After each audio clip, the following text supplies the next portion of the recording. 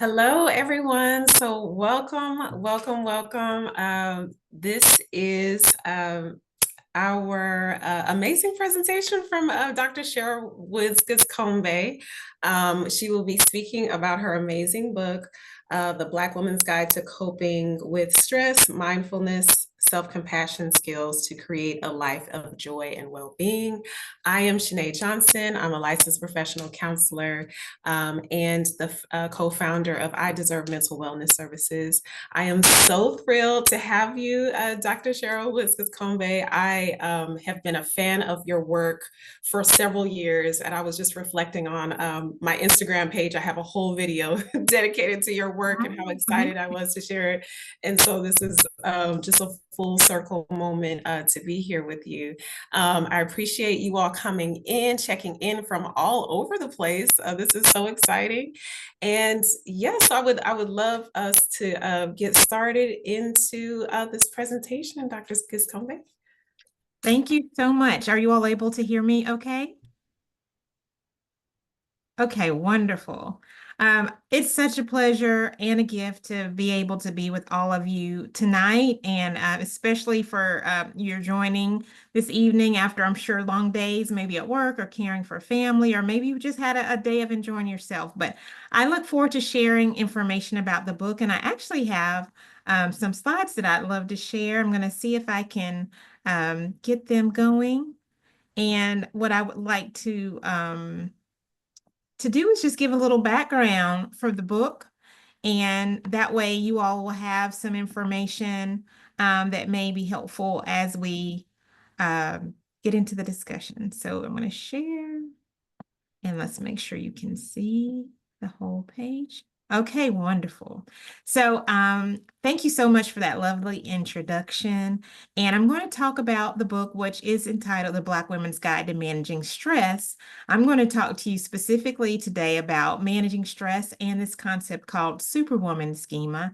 And as I talk with you tonight, as we talk together, I invite you all to consider this question: can we care without carrying the challenges of the world on our shoulders? So we're going to move forward. And I dedicate my time with you to two fabulous Black women who were leaders and trailblazers in their community. One was in North Carolina, one was in the Massachusetts, Connecticut area. Dr. Sharon Elliott Bynum and Dr. Dora Robinson. And they were trailblazers who I think could relate to this work that we're discussing tonight. So the book that I wrote is based on research. And so the journey I'm going to take with you just briefly before we start our discussion is the research journey that led to the passion that I have for this topic and to writing this book. And so one of my favorite quotes that inspires my research is by Dr. Martin Luther King Jr. Of all the forms of inequality, injustice, and health is the most shocking and inhumane. And this is a picture of one of my daughters. I have two daughters, Zuri and Zola. Zola is 15 and Zuri is 18. And this is a picture of Zuri the first time she ever went to see the MLK Memorial. And you can see her head tilted to the side in awe. And I just love using this photo to illustrate this quote. And so I am a health equity researcher. And in addition to this quote by Dr. Martin Luther King Jr., another favorite quote of mine is by Dr. Brock Chisholm, who used to be the Director General of the World Health Organization. And he said, without mental health, there can be no true physical health. And so when we talk about health and Black women's health and health disparities, we're talking about the mind-body connection. And so the research that I've done over the years, I have to always acknowledge the different institutions that have supported and funded the work. And so I'll just move forward. So many of us have probably heard of this term called social determinants of health. And it is really important for us to consider that as we talk about the Black Women's Guide to Coping with Stress, because what we know is that a lot of the factors that our stress and that influence our health are socially determined. And so they might occur in our physical environment. They may be related to the different services we seek in our families and our social environment. And they might be related to biology and genetics, but we know that we can't explain health disparities through biology and genetics alone. And so when I say health disparities, what do I mean? I just want to set the foundation with the importance of us acknowledging the disproportionately high rates of chronic illness faced by many Black women. And you can see the list here is not an exhaustive, but if it's not us, we likely know and very likely love someone in our family, our friend circles who have experienced cardiovascular disease or obesity, lupus, diabetes, perhaps some type of mental health condition, cancer, fibroids, or even adverse birth outcomes. And I know that's an area of expertise that Shenee has, focusing on the mental health related to adverse birth outcomes. So we talk about things like low birth weight, preterm delivery, and maternal mortality and morbidity. And what fascinates me in a way that has inspired my work is that stress, we now know that psychological stress is a factor in all of these conditions. And there are various frameworks, conceptual models, and research that help us to understand this. So I want to just kind of elevate the fact that there was research that suggested, or scholars that suggested that our biological inferiority was a factor in explaining adverse health outcomes, those health disparities. But we know that these disparate outcomes aren't because of anything inherently inferior. And I'll just give a story. I can say as far back as 8th grade, I remember being in a health education class in middle school. And at that time, it was junior high school. And I remember learning about things like cardiovascular disease and diabetes and maybe even HIV/AIDS. And in that class, I recall the instructor talking about how Black people had higher rates of those conditions. But what we weren't told was why. Why is that so? Is it just because? Is it because there's some sort of inadequate or inferiority in terms of Black people and their health conditions? And I was just determined to find the answer to that. So I pursued a career in psychology and then nursing. So I blend my work in psychiatric nursing and social and health psychology to study this thing called social determinants, as well as the cultural and historical factors that influence our stress. And this is a model that I just want to talk about very briefly. When we talk about Black women, and those of us who are on this call who may or may not be Black women, but maybe are friends with the Black women or care about Black women or provide mental health or other kinds of health care to Black women, we look at the individual, but we know that individuals live in different systems that influence our health. And so if we're going to do something about it, if we're going to manage our health, then we can't just look at what's going on within us, but what has happened in the systems in which we live, but also what has happened over time. So we think about generations, our mothers, our grandmothers, our great grandmothers, and the things that they've lived through and survived through for us to be here. So if you want more information about, stress and health disparities, there's a really wonderful report that I was able to be part of that was sponsored by the American Psychological Association. And it's called Stress and Health Disparities. And it gives a really comprehensive review of the mechanisms and the kinds of things that have contributed to health outcomes. And what we do know is that stress, when we experience stress, it influences our health via at least two pathways. One is through our health behaviors or the ways that we might go about coping with stress. So you can think right now, like, what do you do when you feel stressed? Some of us are really good at taking a walk, or we take a nap, or we talk to friends. But sometimes we might also have a little bit more ice cream, or have a little bit more cake, or sleep a little bit more, or do other things that may not have long-term health benefits, like heavier alcohol use or other things, to just kind of give our bodies and our minds what we perceive as a break, just taking a break from the stress. And that's a way of coping, and it's a way of adapting and surviving. Another way that stress influences our health is physiological responses. And I have an image here of a researcher and colleague and really mentor who really influenced the work that I do. And his name is Dr. Norman Anderson. And he was one of the first people who looked at the biopsychosocial processes in Black people, Black men and women, and how it influences stress and cardiovascular health. And he's especially identified racism or race-related stress as a source of stress-related health disparities. So I won't dwell on this image too long. There are a couple of biological and physiological images I want to show, but we know when we experience stress, it not only makes us maybe feel bad or overwhelmed, it's actually having an impact on our physiology, our brain, and the process that we know of as fight or flight. And so our body is really intelligent and wise. We have systems in our body that are built in to manage the stress. So when we're feeling stress, our sympathetic nervous system, you can see on the right side, becomes aroused. Our pupils dilate so we can see danger. Our salivation is inhibited because our body doesn't want to focus on digesting food. It wants to focus on getting away from whatever that stressful event is or that stressful circumstance. Our glucose is released for energy. We have release of various hormones and catecholamines that give our body the wherewithal to get away and to be strong and to run away from anything that is a threat. It also influences our reproductive organs. And our body has this smart system that when our sympathetic nervous system is aroused, our body naturally moves into this parasympathetic response eventually of calming all that activity down. But when we have chronic stress or repeated stress that, doesn't just end after one, but we have it exposed, this sympathetic nervous system really takes over and has impact on things like high blood pressure, high cortisol in our bodies, which can cause abdominal fat, which can cause increased risk for diabetes, which can influence our autoimmune system, lots of different things that put us at risk for that list of conditions that you saw on a previous slide. And it even can put us in a state of that hyperarousal that really confuses our body.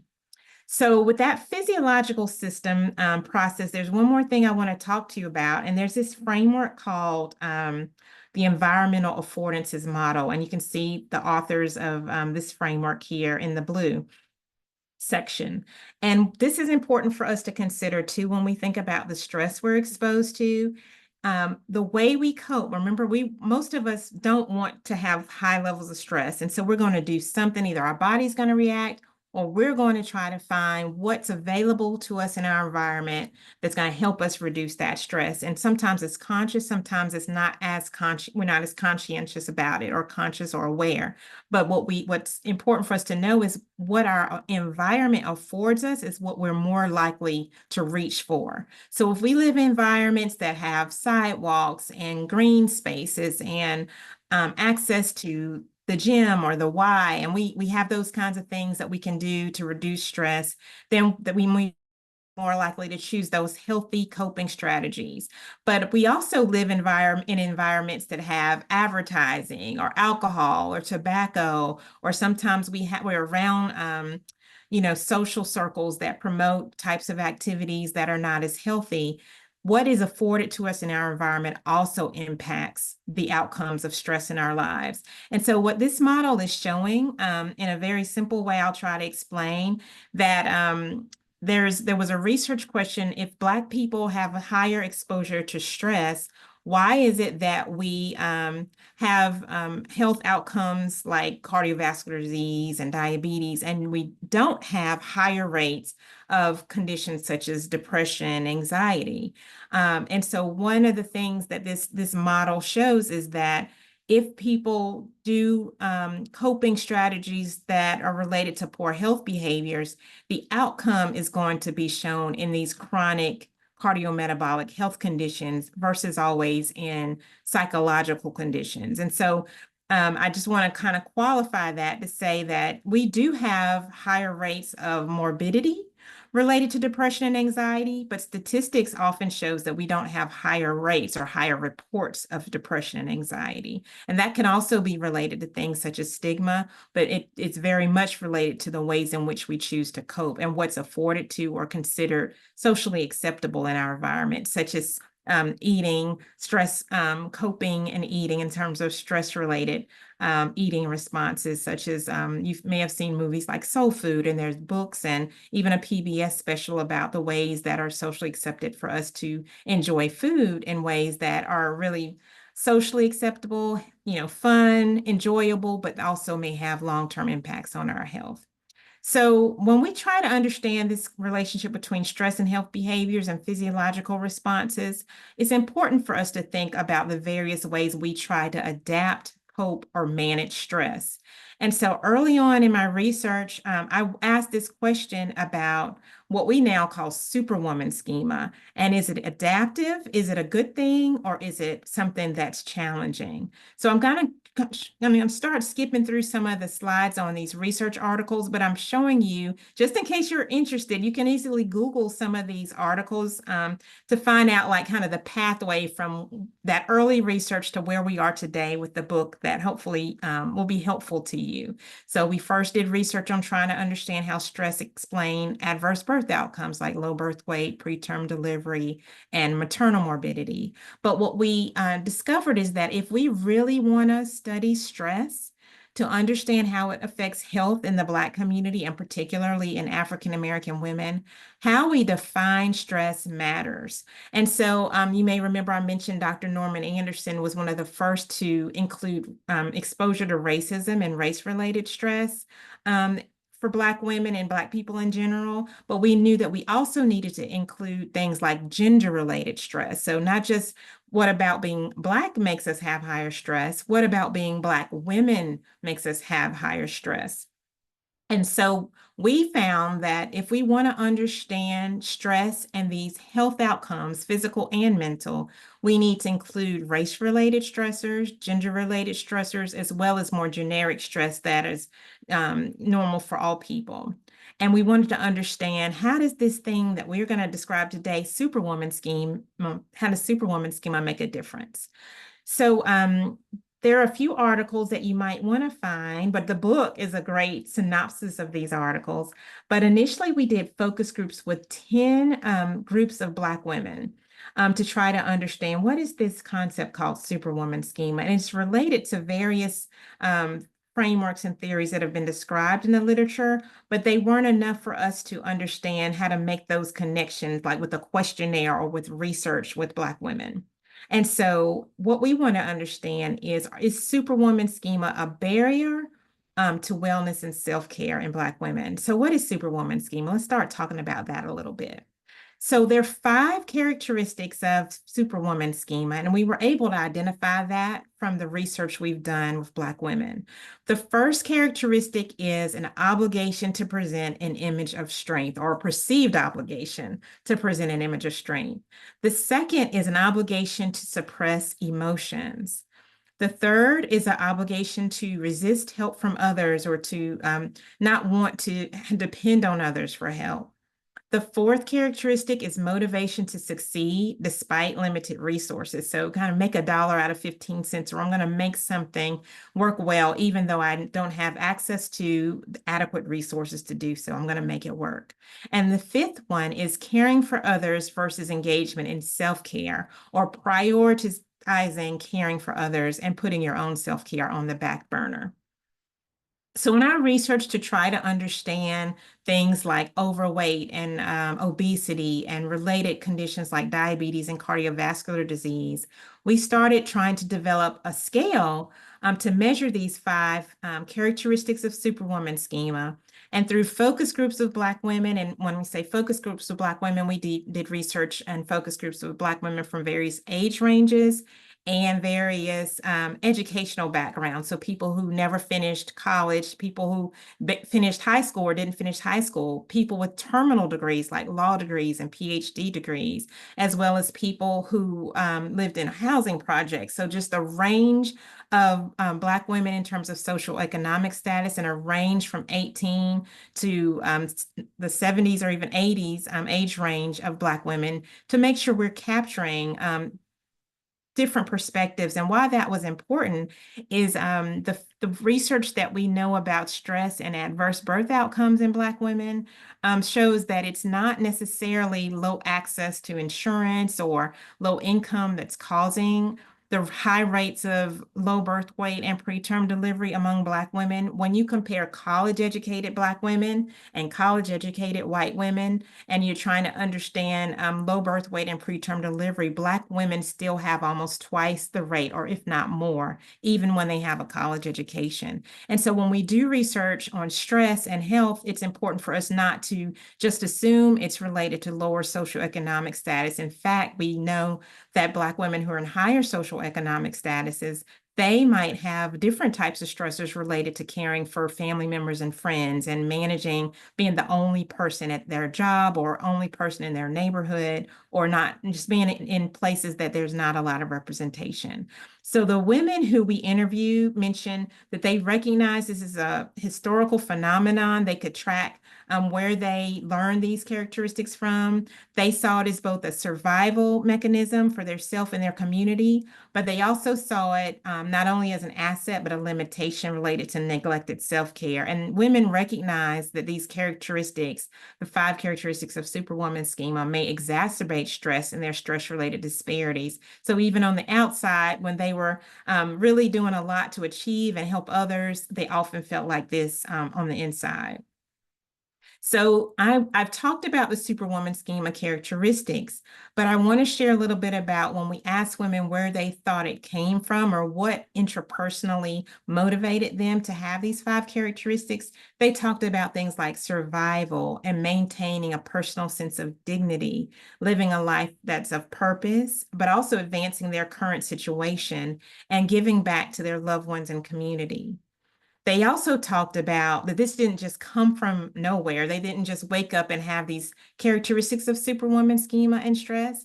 They talked about lessons from their foremothers, so how they saw their mothers and their grandmothers or their aunts cope with stress. And really what they talked about is how they didn't see them cope with stress. Many of them talked about never seeing their mothers cry, or if they did see their mothers stressed out, the only place they might show emotion might be, say, in church. They talked about they saw their mothers cry, say, at the altar or in church, but they didn't see them cry in other situations. So they never really learned that it was okay to cry or how to cope with that.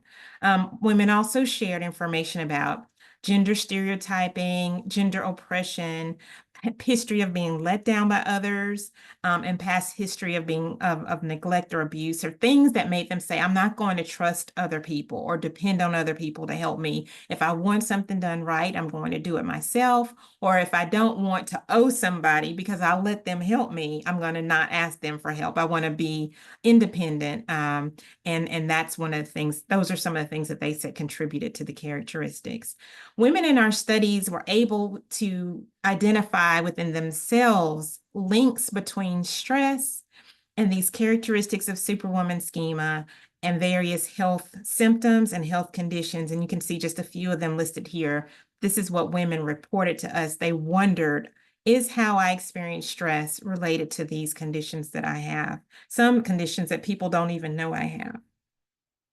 And I always try to acknowledge other work of colleagues or researchers that came before me that's very similar, just in case you wanted to know a little bit more about some of the origins of this work. So there's this concept called John Henryism, which is based on that folk tale. And this strong John Henry, who was a steel driving man, who, even though there was a machine that could break through stone for trains to go through tunnels, he relied on his strength and he was valued because of his strength. So he insisted on doing the work himself. He was able to successfully, use that hammer to get through the stone. But when he got through the other side, he fell out with death. And so we can think about how, even though my grandmother used to say to me, Shirley, just because you can do doesn't mean you should do. And that reminds me of this John Henryism concept. And another concept by a researcher named Leith Mullings was called Sojourner Syndrome. And she related this to the poem by Sojourner Syndrome, or credited to her, called Ain't I a Woman? And just how Black women in general feel that they have to carry themselves and conduct themselves in a certain way because of the society in which we live and historically how we've been treated as Black women. One other concept I want to mention before I kind of start moving along towards the book is this concept called network stress, and it's closely related to that fifth superwoman schema characteristic of caring for others over caring for oneself. We've done research on stress, and if we just ask women about their own stress, like, how stressed are you about this or that, that's important. But we found that it's important for us to also ask them about the stress that their loved ones have experienced. So have you had a loved one, family member, or friend who's lost a job, or who's been in the hospital, or who has gotten a divorce, or who's having financial trouble? If you have loved ones who are experiencing stress, we found that Black women rate the stress of loved ones just as high, if not higher, than the stress they experience directly. And that's called network stress. And so if we're thinking about managing stress, we're not just talking about managing our own stress. We want to also talk about managing the stress we take on because of the people we love. And we want to also just be aware that it's important and it's very healthy for us to have a big social network, but that also puts us at risk for having even more people to care about and worry about and be concerned about because of the things that they're going through in their lives. And so how do we care without carrying the weight of all of the stress of our loved ones on our shoulder as if it is our stress? And so we can think about that a little bit. Whose stress is making me sick, right? Is it my own or someone else's? And so this other piece, network stress is higher in women. We do know that. And there's a researcher named Dr. Shelley Taylor who found that although human beings do have this fight or flight that I showed you, with those physiological responses, when we're faced with a stressor, we're likely to have all these physiological changes to overcome that stressor.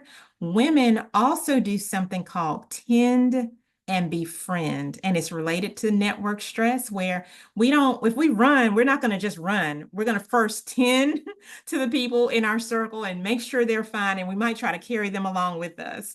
And so again, that's a good thing that we're so caring, but how do we care without carrying the load of everybody else? So once again, whose stress is making me sick? That's what I invite you all to ask yourselves. And not that we're all sick, I don't want to label us, but when we're feeling overwhelmed, whose stress is it? Who are we worried about? Is it us, or is it our loved ones? So our strength in the face of social, personal, and historical challenges contributes to our resilience and fortitude. So we don't want to mistake that at all. Our strength is a great thing. So we're not saying it's not good to be strong. However, and this is according to a psychologist named Dr. Romero, she said, an overused asset that develops uncritically without ongoing evaluation and attention to changing needs and demands runs the risk of becoming a liability. So I don't mean to minimize that quote, the famous civil rights quote, how long, not long, but I'm going to kind of paraphrase that. How long are we going to go on prioritizing the needs of everyone else and carrying the load of everyone else? Is it going to be long, or are we saying we're going to do this for the rest of our lives? Or can we look at this? Can we evaluate this and modify how we go about experiencing stress and how we go about coping with stress? So based on this Superwoman schema, the 5 characteristics, we were able to develop a questionnaire. It has strong psychometric properties, meaning it's a good scale, we can use it. And we found that Superwoman schema, high rates of Superwoman schema, those 5 characteristics are associated with higher depressive symptoms, higher perceived stress, higher sleep disturbance, so poorer sleep quality. Superwoman schema is associated with stress-related eating, and that UFC means the use of food to cope with stress. So the more people have this Superwoman schema characteristics, the more they use food to cope with stress, and physical inactivity. So now there've been a host of studies, this is just a sample, that have started to include Superwoman schema to try to understand adverse health conditions in Black women. And these first 2 bullets, I have colleagues at Emory who studied Superwoman schema and lupus. And one of my good colleagues, Dr. Shenee Lewis, who's currently still at Emory, Dr. David Shea was at Emory, he did that work there. But Dr. Shenee Lewis has found some, incredible results looking at Superwoman schema.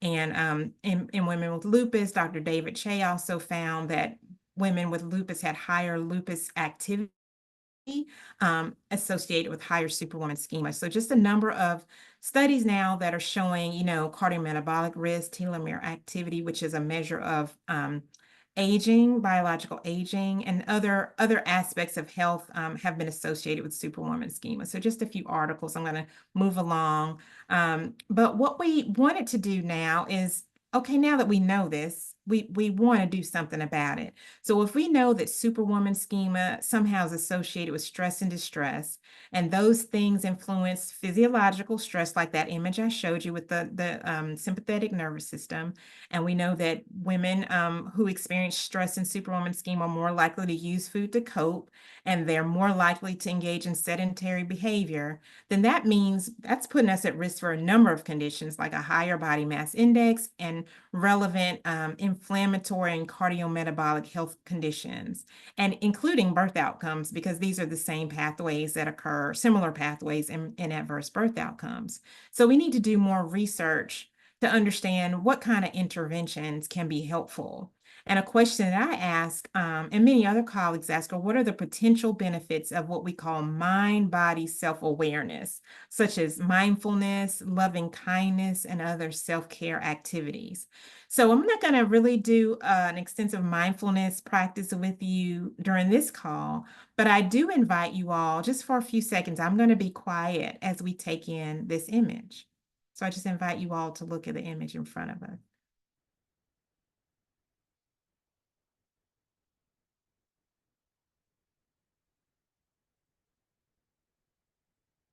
And you might take a breath at your own pace, inhalation and exhalation, and just allow what comes to mind, maybe even put it in the chat, what comes to mind when you take in this image.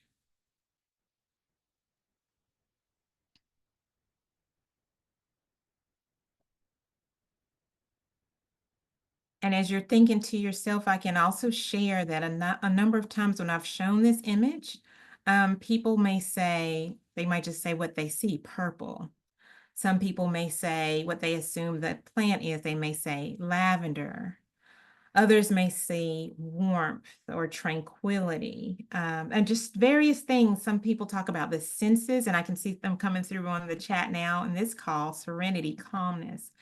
And what this represents is even in those very brief set of moments that we were quiet and you took in this image, you were being mindful. You were in the present moment.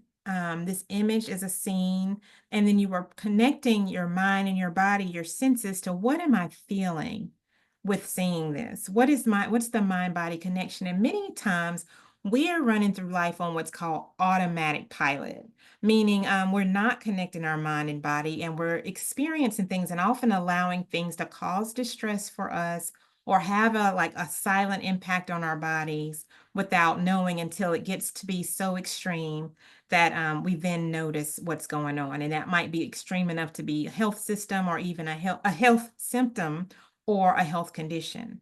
So what is mindfulness? It's paying attention on purpose in the present moment without judgment in the service of self-understanding and wisdom. So that first bullet, mindfulness is the intentional self-regulation of attention to the present moment experience. And sometimes we need assistance with being in the present moment, like that image of the lavender field. That gave you some assistance. It was a tool to say, okay, what's going on right now? And maybe there were a few seconds where you weren't thinking about what you have to do after this call or what you were doing before the call or what you have to do tomorrow.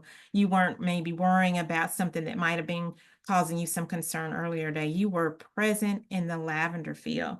And so we always have the presence as a tool to assist us. And why is that important? Why are we talking about present moment awareness and mindfulness? So just like stress can cause a variety of healthcare conditions, stress management practices like mindfulness can help us reduce risk or morbidity related to similar health conditions. So there's a ton of research on mindfulness with various populations, and mindfulness has benefits with physical health and mental health, and really the whole mind-body connection. So you can see chronic conditions like diabetes, rheumatoid arthritis, irritable bowel syndrome, but also communication with loved ones, family well-being, relationship strain, worrying. Mindfulness is not a magic bullet. It's not magical. So I don't want to say it's the cure-all for everything, but research does show that it can reduce symptoms or morbidity related to these conditions and even reduce our risk for having them. And so a quote by Dr. John Kabat-Zinn says, the word for mind and the word for heart are the same. So when we hear the word mindfulness, it's in some way also heartfulness. And so like expanding our heart, even checking in with ourselves, sometimes the stress of the world literally breaks our heart. Sometimes the stress of the world makes our heart feel heavy, or sometimes the stress of the world may even make our heart bitter.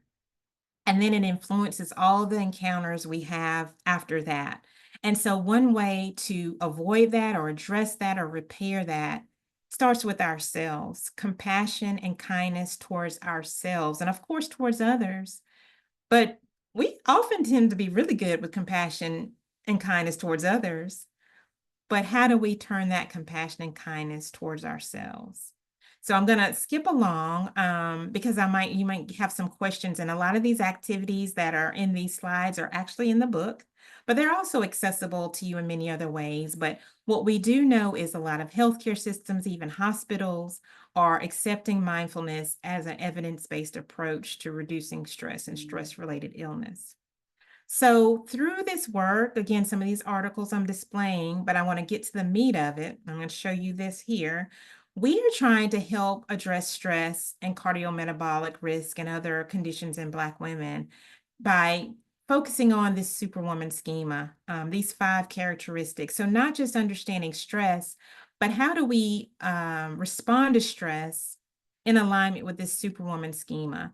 And not that we want to do away with these qualities, but we want to help women be more aware if they're endorsing these qualities, and want to help women be more aware of what they might do differently in response to stress based on the situation. So an example is this study that we had, and we're actually finishing it up, so we're not recruiting for this study, but it's called the Harmony Study. And it's a study where we use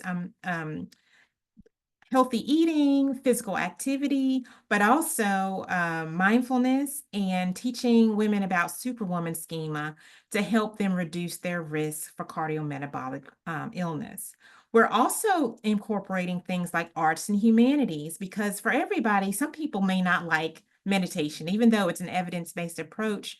There may be aspects of engaging with the arts, with music, with dance, with culture that allow us to be present and allow us to kind of rebalance ourselves.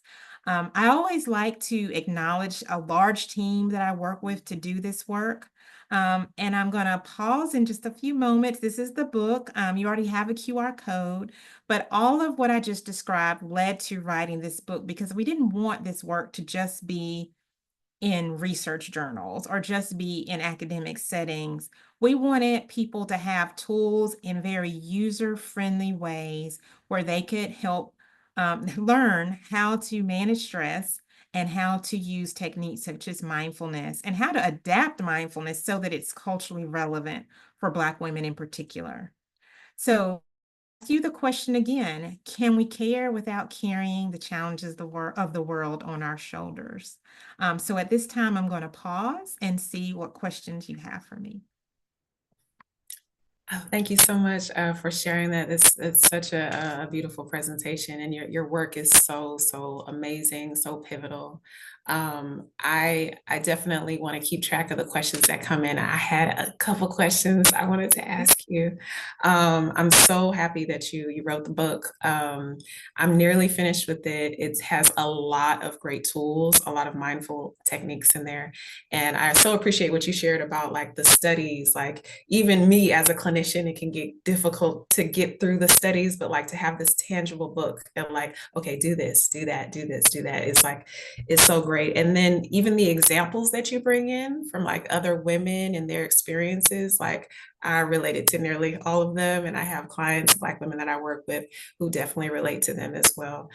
So it's so exciting to have this tangible work with this book. So I'm wanted to hear from you of like what inspired you to write this book, and I know you shared in your book some of your personal experience, but I was hoping you could share with our group space here, like what was the mix of what inspired you and you know what stands out the most about your personal experience that was like, okay, it's time for me to write this book.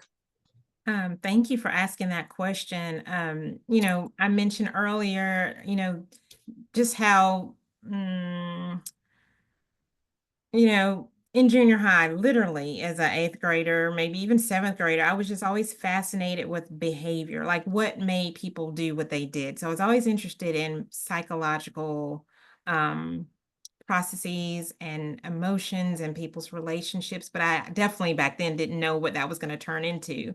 As a graduate student, when I was working on my PhD in psychology, actually doing research to collect data to learn more about stress and adverse birth outcomes. I decided, or I thought I was going to decide that I didn't want to do my PhD anymore in psychology, and I ended up really wanting to become a nurse. My professors suggested, Cheryl, you have no idea how they're so closely related. Don't quit your PhD program. If you want to do nursing, do that, and maybe you'll do both. And so I did that. And went to nursing school while I was in my PhD program.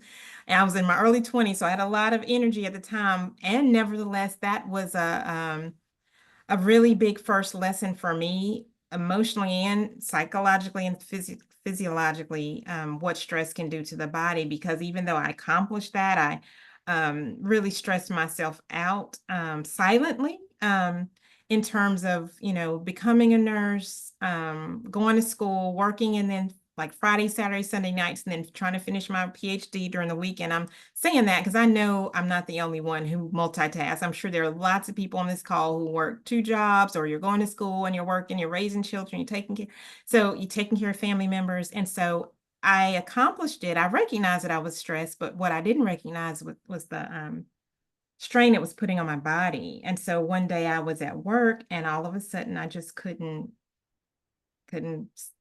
keep my eyes open. Like literally light was just forcing my eyes to close almost involuntarily. And so I had to sit out of school for several months.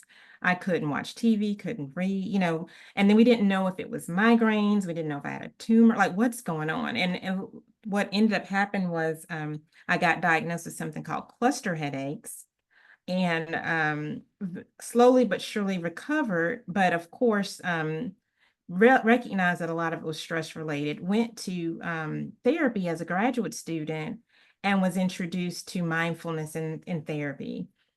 I was already really focused on trying to resolve health disparities in Black women, but was really fascinated with how mindfulness was so helpful for me, and I wondered would it be helpful for others, and so that's one of the major things that inspired the research over the last 20 years.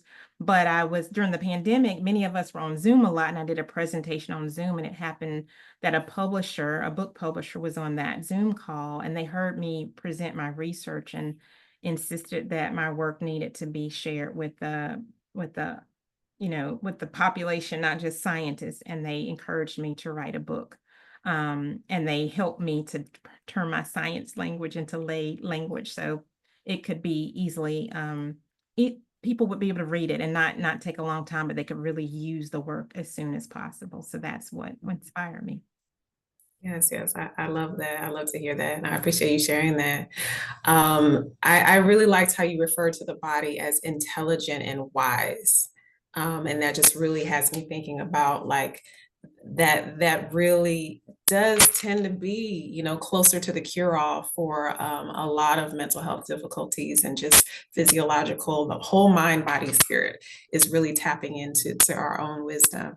And so, as I was saying in the book, like you shared so many amazing mindful techniques. There was one that really stood out to me of that I liked, the self-compassion practice, and I actually was listening to it on audiobook, and so that was like really cool to like really tap into myself as I was like taking in the book.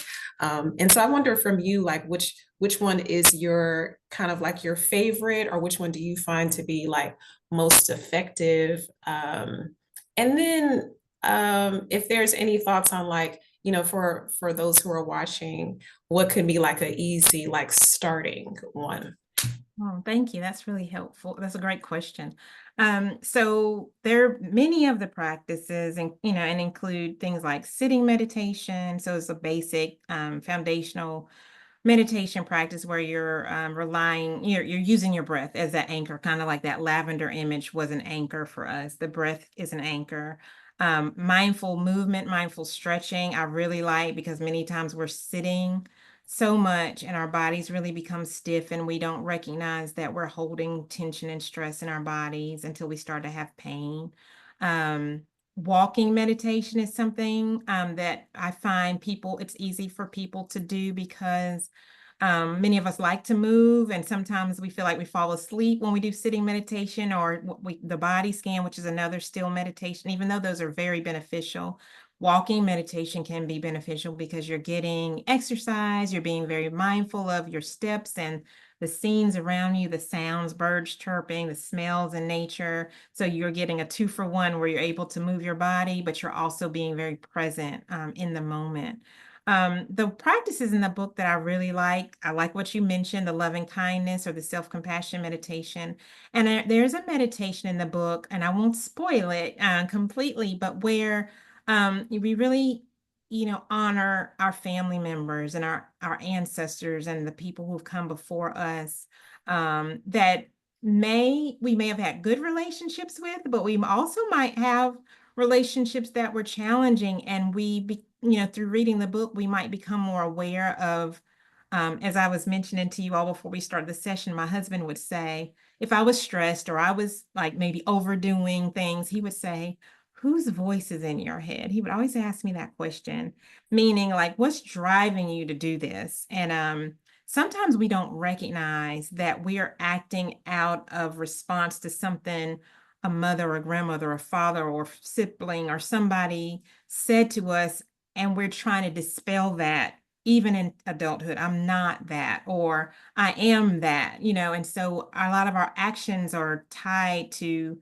unresolved conversations maybe that we've had with family members that maybe even we can't have because they're no longer with us here on this earth. And so um, honoring ourselves through honoring the gift of reflecting on those relationships might have the love and all the good things, but also maybe some of the challenges that we need to try to find ways to resolve within ourselves. So I appreciate that one as well.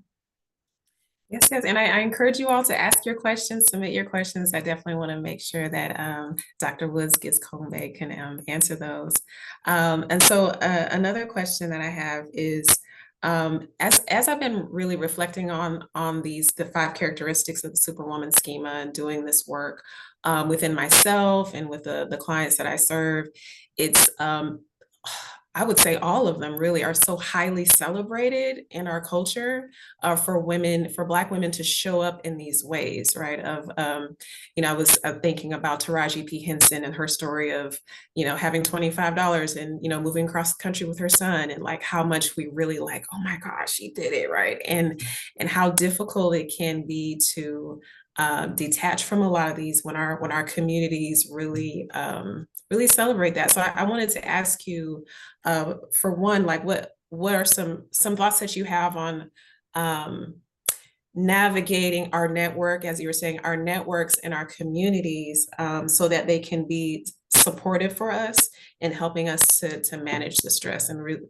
being able to let these go. Yes, it literally is a two-sided situation in terms of how we are, as you mentioned, applauded and elevated, even put on a pedestal for being the backbone of our community, making making a way out of no way, And nobody, I remember when I was first describing wanting to do this research in a graduate program in school, and one of my professors said, now, you're not going to tell this. She was a white lady who was my professor. She said, you're not going to try to tell Black women not to be strong, are you? She's like, who's going to want to be told that? Like, and you definitely want to make sure that's not the message you're conveying. And I want to underscore that. So you know, those things are to be applauded, and it is amazing and it is beautiful, the ways that we show up for our family. And even some of the women in our studies have said, well, what else do I have to give? If I don't have my care and my time and putting them first, what else do I have? That's who I am. And so what we invite women to do it's like, okay, yes, and do you do it 24/7? Yes. And do you do it at the sacrifice of your own health and well-being? Even if that's your mission, right? To care for others and to be there for others, it's going to be truncated or abbreviated if you don't take care of yourself, right? So if your passion, your mission is to help others, your care for yourself can be defined as helping others. If you're the tool that helps others, you got to take care of that tool. Just like you got to take the car to get the oil change, or you have to get your home maintained or whatever. We're the tool. We matter so much. That means we need even more. That means we deserve even more. And then we have, more to give, and it's not breaking us down to give. And so we can do those things, but we can also decide that I don't need to be everything to everybody all the time. You can make that decision. And so part of the book and part of the concept of Superwoman schema is raising awareness in a helpful way. And I love that you're a therapist, because sometimes we need help as that awareness is raised. So we might read the book, we might read some of these articles, and it's helpful to have someone we work with that helps us to think, what do I think about? What do I keep? What I want to keep about this? And what do I need to let go, as you mentioned? And so that's why I love the loving kindness meditation. It's a self-compassion meditation, but it's also a meditation about sending love and well wishes, not only to ourselves, but people we care about. And I'll give a very quick example. And I think it is in my book, actually, and about a family member who I used to just worry about for various reasons. They were in another town. Their health was declining, but there's nothing I could really do about it, but worry. And so the loving kindness meditation and other practices like prayer can help us learn and recognize when to release. Like literally when we worry, we're not doing anything helpful. And so we're not helping ourselves and we're not helping that person. So there's a time that we can do, and then we let go of that when it's time to do something else. So we might even make appointments like, okay, I'm going to help this person. I'm going to call this person every Wednesday at this time or every Friday at this time. That's my contribution. Or I'm going to invite that person to dinner. That's my contribution. But when I finish, then the rest of the time is mine. And mindfulness teaches us about busy mind, that oftentimes we spend a lot of energy worrying, which then cycles us through tension, stress, the physiological responses. And if we can recognize where our mind is and how our mind is full often of worries and concern for ourselves or others, then we can release that, let that go, and be present. And there's a lot of joy and opportunity for other things in the present moment. Oh yeah, that's so great. I appreciate you sharing that. And so it looks like we have a question here from Shania Bradham. It says, thank you so much for your work on this, Dr. Giscombé, as well as taking the time to speak with us tonight. One of the characteristics of the Superwoman schema was, quote, the motivation to succeed despite limited resources, end quote. This resonated to me as some of us may try to break through barriers or cycles. What advice do you have to balance and thrive with potential stress in the Superwoman schema? Thank you so much for that question. And Shanya, sorry. yeah, Shanya. thanks, Shania, for that question. It's almost like the strength characteristics. We're not suggesting that people not be strong. We're not suggesting that people not want to get out of a situation or improve things for themselves or future generations. So often we don't have the resources we need, or other people have more resources than we, yet we're still motivated to succeed, which is a good thing. And then we can think about, how do we go about doing that? Do we grind and suppress emotions and resist help from others? So it may not be just one of the characteristics in and of themselves, but if we have that intense motivation to succeed despite limited resources, and we suppress our emotions and we resist help from others, then that might make that motivation to succeed despite limited resources more troublesome, for lack of a better word. So many of us might do these things without talking to anyone, or we're isolating ourselves. We don't think people will understand, or we might feel too vulnerable to share what we're going through. But maybe we're grinding through the challenges of life, trying to make a better way for our families, for ourselves, and we find or we identify a circle of friends that are trustworthy, and we have a therapist or a counselor that while we're doing these very hard things, we have someone to help guide us, and we have someone we can, for lack of a better term, unload on, so that we're not carrying the yesterday's stress into today and into next week. So the thing is, we have our goals, right? Short and long term, for ourselves, to better ourselves. So how do we soften the blow of the real life challenges that are related to trying to make a better way? I hope that answers your question.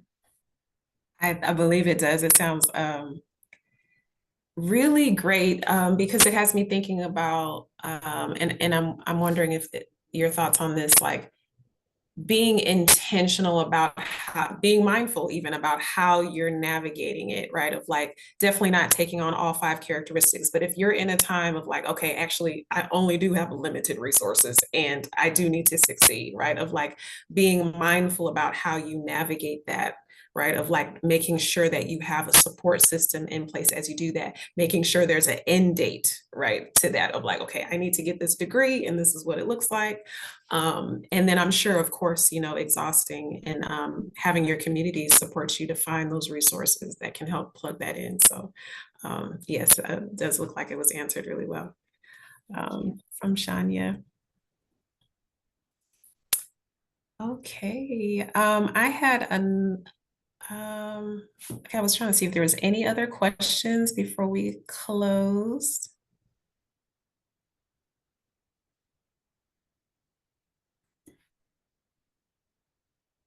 Okay, I don't think there is. I do have just one last question real quick. So with the research that you've done, and that you closed out on, that you were finishing up, it was really exciting to see that you're continuing this work. You're so necessary. And so I'm wondering if there are any other areas related to stress and mental health that you believe warrant more research concerning Black women.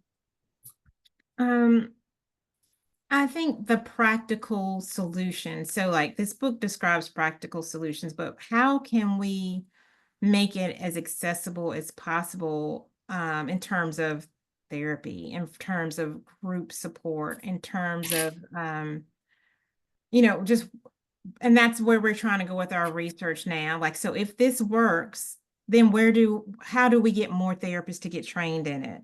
And if people don't have insurance or they need to, private pay, then what else in the community can people go to?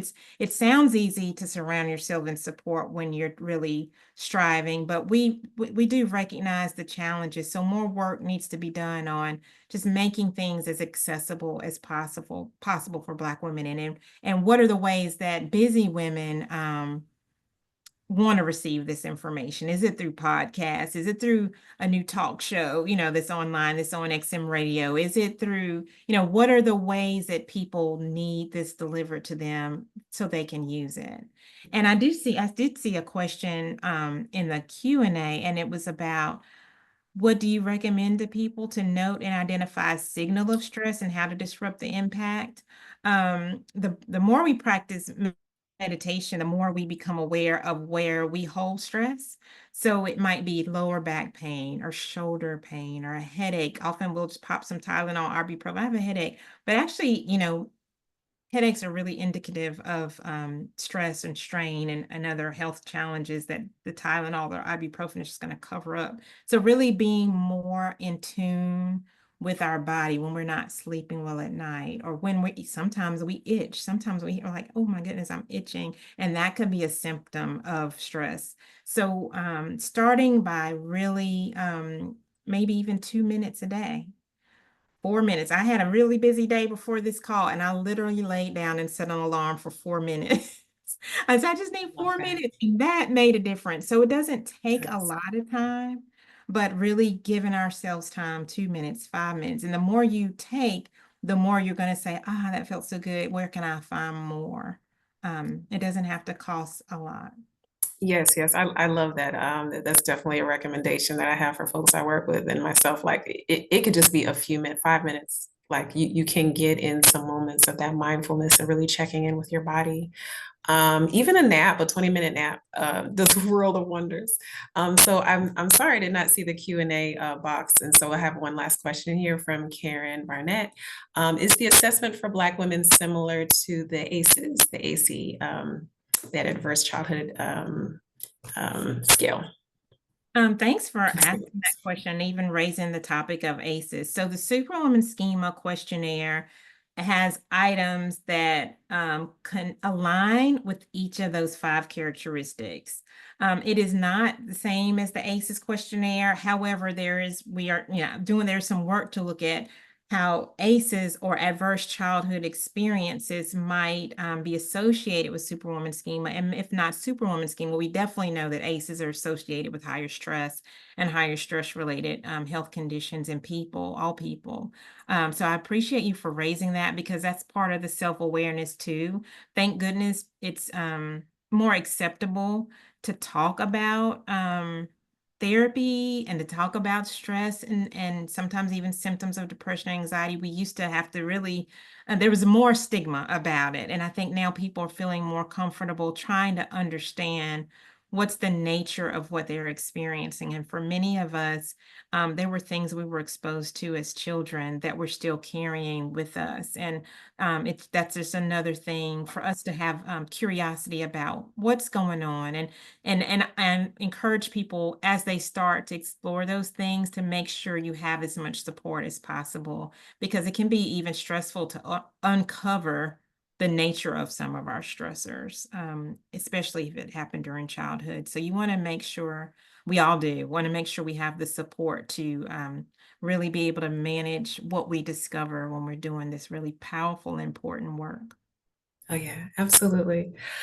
Okay, so Dr. Cheryl Woods Giscombé, I appreciate your time. This amazing, this beautiful presentation, and this book. You all definitely have to get it. So that it's the Black Woman's Guide to Coping with Stress, Mindfulness, and Self-Compassion Skills to Create a Life of Joy and Well-being. And yeah, and so Marie put a link there of my services. So my website is pregnancytherapist.com. We do focus our work on perinatal mental health, but really Black women. And I'm so happy that this book exists because this will be what I am using as a framework and the counselor that I work with as well. So yeah, so thank you all for your time in being here. And yeah, you all have a great evening. Thank you, everyone. I really enjoyed spending time with you this evening. I appreciate everything. Thanks. And I wish everyone the best.